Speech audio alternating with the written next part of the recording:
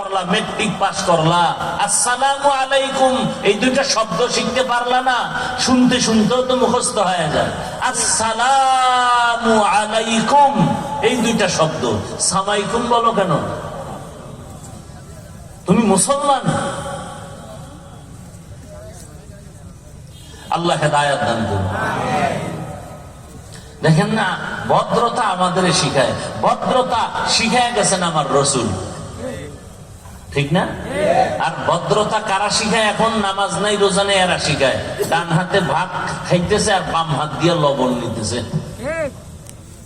আছে না নাই? বাম হাত দিয়ে লবণ নেয় কেন? এটা বাথরুমে ব্যবহার হয়, তো ওখান থেকে একটু আলাদা ফ্লেভার আসে লবণের সাথে। হাসেন আপনারা। আমরা ডান হাত দিয়ে লবণ নিলে মনে করেন আমরা অভদ্র। ভদ্রতা শিখিয়ে গেছেন আমার রসুল। মালিক যেই প্লেটে খাবে গোলাম একই প্লেটে খাবে। সৌদি আরবে এখনো দেখেন কোটি টাকার মালিক দস্তরখানে একই প্লেটে কাজের লোক সহ বসে বসে খাচ্ছে, একই খানা। সৌদি আরবে রসুলের আদর্শ, সেটা এখনো ওরা ধরে রাখছে। আর আমরা ডান হাতে বিড়ি টানি, বাম হাতে চা টানি। দেখছেন কারবার? এই এক বোতল পানি আমারও দরকার, আপনারও দরকার পিপাসা নিবারণের জন্য। আপনি কি করলেন? বোতলটা ডান হাতে ধরে বাম হাত দিয়ে মুখটা খুইলা বাম হাতে বোতল নিয়ে টান মারলেন, এক টানে নাই। ঠিক আমিও পানি পান করব, এটাকে খুলে ডান হাতে নিয়ে এই পানিটা পান করব 3 বারে। আপনারও পানি পান করা হলো, আমারও হলো, তো বরকত পেলাম আমি সুন্নতের কারণে।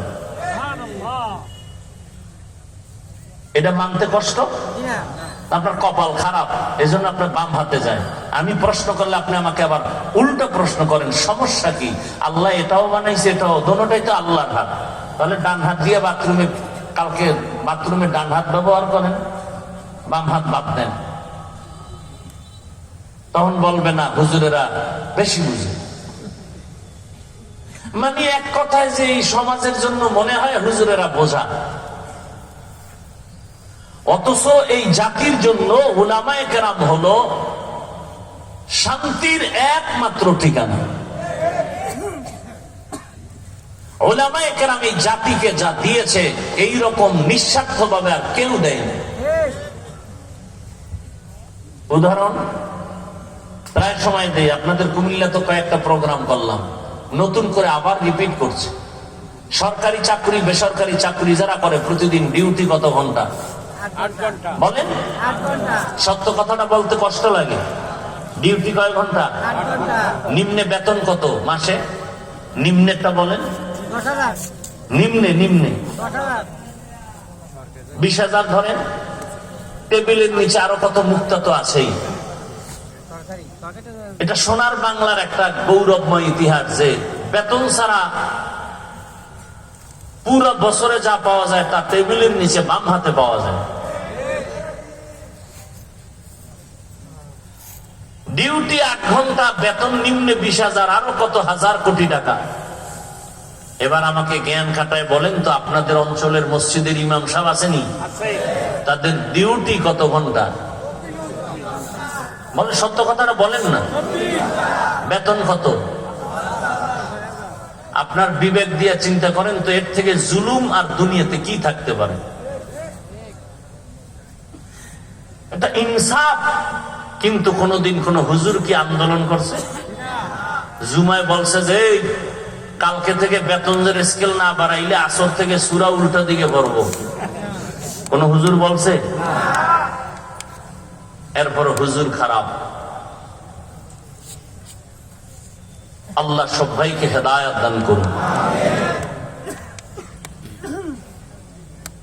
তো আল্লাহ বলেন তোমার এই দুনিয়া কিচ্ছু না, তোমার আসল যে জীবন, ওই জীবনের জন্য কিছু বাজার করো। এই জীবনের কোন মূল্য নাই। হঠাৎ তুমি ভালো মানুষ, বুকে চাপ দিয়ে কি ও কয় বুকে ব্যথা, ধরতে না ধরতে নাই। আল্লাহরে চিনেন না তো, মাঝে মাঝে হসপিটালে গেলে আল্লাহ কি জিনিস বুঝবেন? ঢাকা পঙ্গু হসপিটাল আছে না?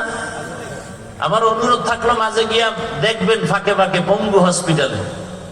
আল্লাহ যে আছে টের পাবেন, আল্লাহ কেমন, অনুভূতি চলে আসবে অন্তর। পঙ্গু হসপিটালে যাবেন, বার ইউনিটে যাবেন, যারা পোড়া মানুষ পুড়ে গেছে। মাইলস্টোন স্কুলের ঘটনা দেখেছেন কয়েকদিন আগে। আমার আপন মানুষ, মসজিদের মুসল্লি, তিনি চট্টগ্রামে আসছে, স্ত্রী বাচ্চা মেয়েকে আনতে গেছে স্কুলে। মা ঢুকছে স্কুলের ভেতরে, বাচ্চা অন্য দরজা দিয়ে বাহিরে দাঁড়ায় রয়েছে। মা মরে গেছে, বাচ্চা এখনো বেঁচে আছে। বাচ্চা কাঁদে আর আমি আম্মু বলে কাকে ডাকবো? কিসের দুনিয়া?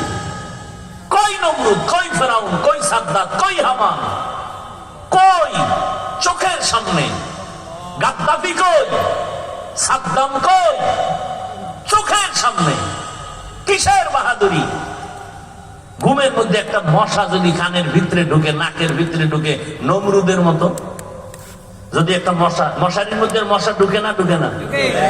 এসি মশারি ফেল, বাতি নিবে, ঘুমাইছে, এসি মশারি, টেনশন নাই। হঠাৎ করে শুনে মশার গান। মশারির ছিদ্র কত ছোট, নাকের ছিদ্র কত বড়। একটা মশা যদি নাক দিয়ে ঢুইকা চান্দির গোড়ায় গিয়ে যদি বলতো আই এম সরি, ভাবছিলাম তুমি নমরুদ,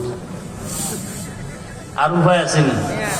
ওই সিলেটে একটা ছোট বাচ্চা, মনে হয় 8 বছরের হবে, গত বছর শুনছি, মাছ ধরতে গেছে, তো কই মাছ একটা ধইরা দাঁত দিয়ে দিছে কামড়।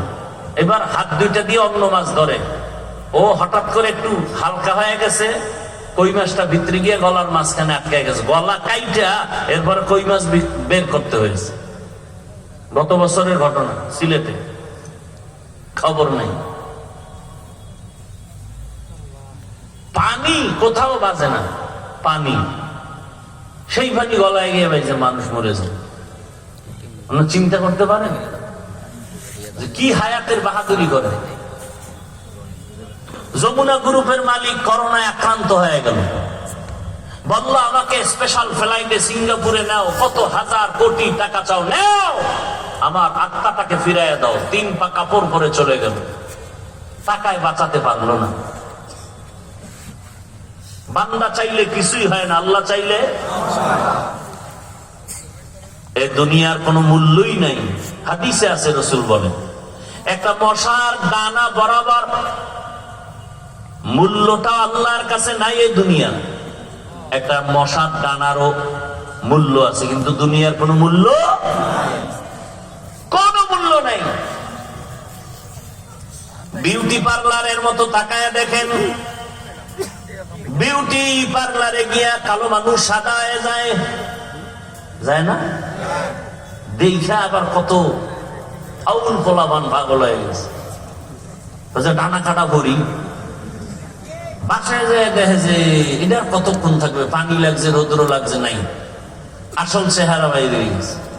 জিব্বায় কামড় দিয়ে একটা সর্বনাশ, ডানা কাটা ভরি, জাম কালা।